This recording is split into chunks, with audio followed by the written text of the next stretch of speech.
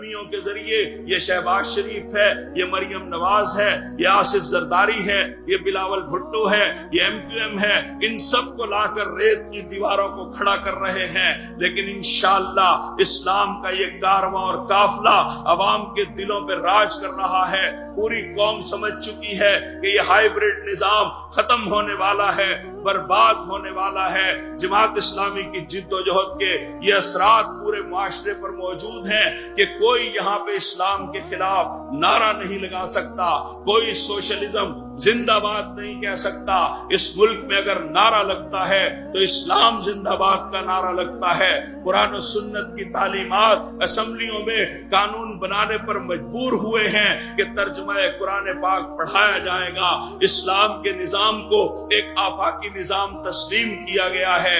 انشاءاللہ ماؤں، بہنوں، بیٹیوں، جوانوں، بزرگوں، بھائیوں، ان سب کو جد و جہد میں شامل کر کے جماعت اسلامی میدان میں کھڑی ہے۔ کشمیر سے غزہ تک اور فلسطین سے افغانستان تک ہر جگہ اپنے کارکنوں کو لے کر درمیان میں کھڑے ہیں، اپنے حصے کا کام کر رہے ہیں۔ یہ ہماری سوسائٹی پر اس کے اثرات ہیں کہ کوئی اسرائیل کو تسلیم کرنے کی جرت نہیں کر سکتا۔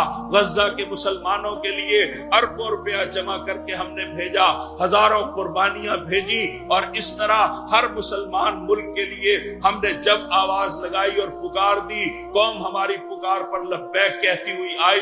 ہم نے ووٹ مانگا، لوگوں نے ووٹ دیا ہے، لیکن ہائیبریڈ نظام والے اس راستے کو روکنا چاہتے ہیں۔